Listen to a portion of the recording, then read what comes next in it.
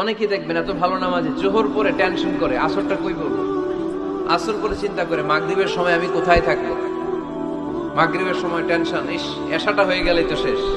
এরকম লোক আছে না নাই? এদেরকে সেই কঠিন ভয়াবহ দিনে আরশের নিচে ছায়া দিবে কে?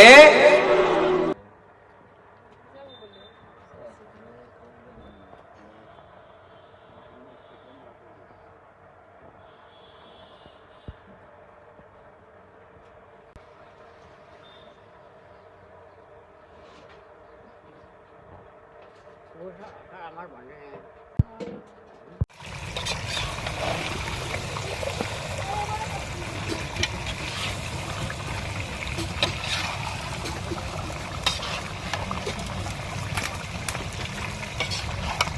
sama saya kalau ada video kadang-kadang kamera tak boleh.